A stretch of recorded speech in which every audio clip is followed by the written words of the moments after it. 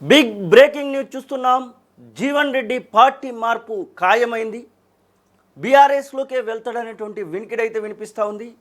ఒకవేళ బీఆర్ఎస్లోకి వెళ్తే తనకి జనరల్ సెక్రటరీ పదవి ఇవ్వడంతో పాటు తన వారసురాలుగా జీవన్ రెడ్డి చిన్న కొడుకు భార్య అయినటువంటి చరిష్మారెడ్డిని దించబోతున్నట్టుగా తెలుస్తూ ఉంది.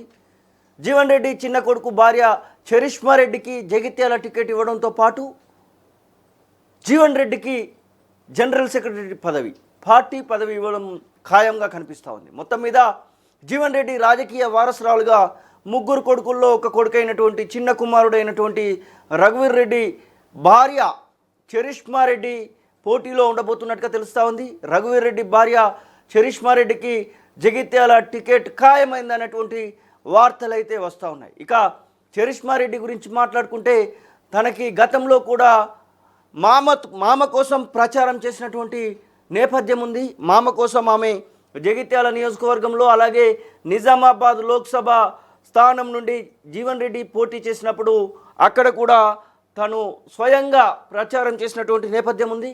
ఇక జగిత్యాల నియోజకవర్గం మొత్తం కూడా కలియ తిరుగుతూ మామ కోసం ప్రచారం చేయడమే కాదు, తనకు తాను కూడా తన యొక్క ఉనికిని చాటుకున్నటువంటి సందర్భం అయితే మనం చూస్తూ ఉన్నాం. ఏది ఏమైనప్పటికీ జీవన్ రెడ్డి వారసురాలు ఎంట్రీ దాదాపుగా ఖాయమైపోయింది. వారసురాలు కోడలు రూపంలో రాబోతూ ఉంది. మనం ఇంకొక వారసురాలు గురించి ఎప్పటికీ మాట్లాడుకుంటూ ఉంటాం. మల్లారెడ్డి కోడలు గురించి కూడా మాట్లాడుకుంటూ ఉంటాం. ఏదైతే మేడ్చల్ ఎమ్మెల్యే మాజీ మంత్రి మల్లారెడ్డి కోడలు కూడా రాజకీయ వారసురాలుగా చెప్పుకుంటూ ఉంటాం. అలాగే ఇక్కడ జీవన్ రెడ్డి కోడలు కూడా రాజకీయ వారసురాలుగా రాబోతున్నట్టుగా తెలుస్తూ ఉంది. తనను మీరు చూడొచ్చు స్క్రీన్ పైన అక్కడ నమస్కరిస్తూ ఉన్నటువంటి ఫోటోలో ఉన్నటువంటి వ్యక్తే జగిత్యాల మాజీ ఎమ్మెల్యే మాజీ మంత్రి జీవన్ రెడ్డి కోడలు చరిష్మారెడ్డి. చరిష్మారెడ్డికి దాదాపుగా నియోజకవర్గం మొత్తంలో కూడా పలుకుబడి ఉంది. మంచి చెడ్డ చూస్తుందనేటువంటి ఒక పేరుంది. నియోజకవర్గం మొత్తం కూడా కలియ తిరిగినటువంటి అనుభవం ఉంది. వేళ్ల మీద లెక్క పెట్టేటువంటి కార్యకర్తలను కూడా ఆమె సొంతం చేసుకుంది. మొత్తం మీద జీవన్ రెడ్డికి సంబంధించినటువంటి వారసురాలు చరిష్మారెడ్డిగా తెలుస్తూ ఉంది. చరిష్మారెడ్డి గురించి ఇంకాస్త లోతుగా చూస్తే చరిష్మారెడ్డి తండ్రికి రాజకీయ వారసత్వం ఉన్నట్టుగా తెలుస్తూ ఉంది. చరిష్మారెడ్డి తండ్రి రాజకీయాలలో దూకుడుగా ఉండేవాడని తెలుస్తూ ఉంది. చరిష్మారెడ్డి ఆ యొక్క వారసత్వాన్ని పుచ్చుకొని మామ యొక్క బ్లెస్సింగ్స్తో, మామ జీవన్ రెడ్డి యొక్క బ్లెస్సింగ్స్తో మొత్తం మీద రాజకీయ అరంగేట్రం చేయబోతున్నట్టుగా తెలుస్తూ ఉంది. జగిత్యాల బీఆర్ఎస్ పార్టీ అభ్యర్థి చరిష్మారెడ్డి అవ్వచ్చు. వచ్చేటువంటి సార్వత్రిక ఎన్నికలలో చరిష్మారెడ్డి ఖచ్చితంగా తన యొక్క అభ్యర్థిత్వాన్ని నిలుపుకోబోతున్నట్టుగానే తెలుస్తూ ఉంది. బీఆర్ఎస్ బీఫామ్ పైన తనైతే పోటీ చేయనున్నట్టుగా వార్తలు అయితే వస్తూ ఉన్నాయి. ఇక దీనికి సంబంధించి దాదాపుగా మనం చూస్తూ ఉన్నాం. ఒకవైపు తాను బీజేపీలోకి వెళ్తాడని, మరొక వైపు బీఆర్ఎస్లోకి వెళ్తాడని, ఇట్లా పలు విషయాలలో చూస్తూ ఉన్నాం. చాలా వరకు జీవన్ రెడ్డిని ఆ విషయాలన్నీ కూడా తొలివేలుగా అడిగేటువంటి ప్రయత్నం చేసింది. అడిగినటువంటి నేపథ్యంలో జీవన్ రెడ్డి దాన్ని తోసిపుచ్చలేదు. పార్టీ మారడం అయితే పక్కా అనేటువంటి మాటను జీవన్ రెడ్డి స్వయంగా చెప్పినటువంటి సందర్భాన్ని మనం చూసాం. జీవన్ రెడ్డి స్వయంగా నేను పార్టీ మారతాననేటువంటి మాట చెప్పినటువంటి సందర్భాన్ని మనం చూసాం.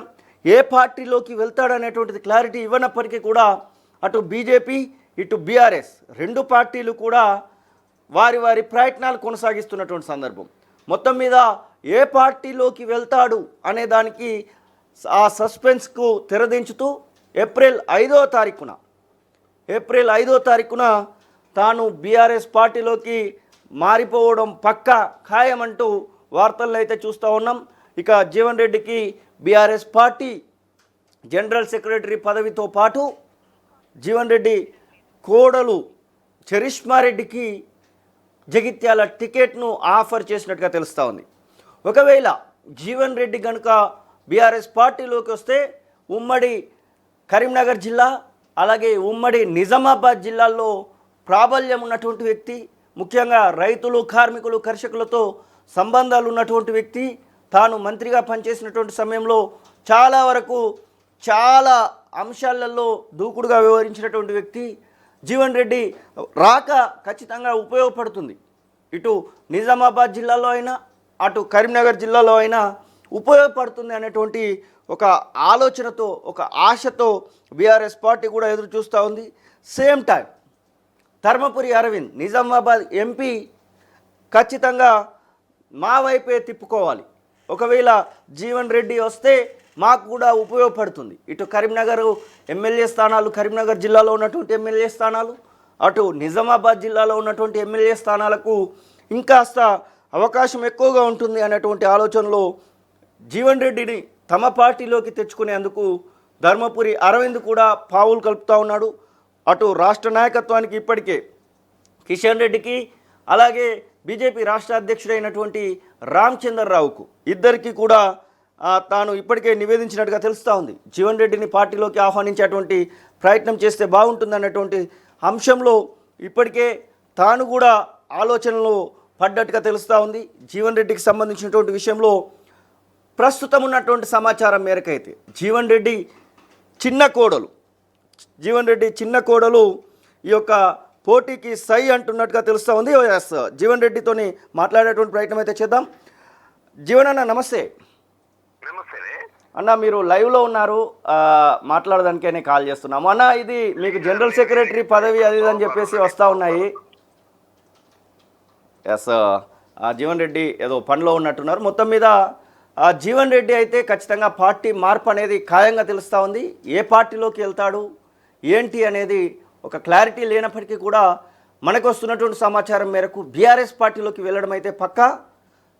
బీఆర్ఎస్ పార్టీలో జనరల్ సెక్రటరీ పదవి తీసుకుంటాడు. బీఆర్ఎస్ పార్టీలో జనరల్ సెక్రటరీ పదవి తీసుకోవడమే కాక తన కోడలు చరిష్మా రెడ్డికి జగిత్యాల టికెట్ వస్తుందనేటువంటి వార్తలను అయితే చూస్తూ ఉన్నాం. చూడాలి మరి. ఏప్రిల్ 5వ తారీఖు అయితే ముహూర్తం కేటాయించినట్టుగా తెలుస్తూ ఉంది. ఏప్రిల్ 5వ తారీఖున జీవన్ రెడ్డి కోడలు బీఆర్ఎస్ పార్టీలోకి చేరడం, తనకి జనరల్ సెక్రటరీ పదవి బీఆర్ఎస్ పార్టీ తరఫున, ఇక జగిత్యాల ఎమ్మెల్యే అభ్యర్థిత్వంకి బీఆర్ఎస్ పార్టీ అభ్యర్థిగా చరిష్మా రెడ్డి ఉంటుందనేటువంటి వార్తలను అయితే చూస్తూ ఉన్నాం. చూడాలి మరి దానికి సంబంధించినటువంటి నిజం ఎంతుంది, అబద్ధం ఎంతుంది, తాను ఏ పార్టీలోకి వెళ్తాడు అనేది అయితే ఇంకా సస్పెన్స్గానే కొనసాగుతూ ఉంది. అసలైన తొలి వెలుగు. ఫాలో వాట్సాప్ @తొలి వెలుగు అఫీషియల్.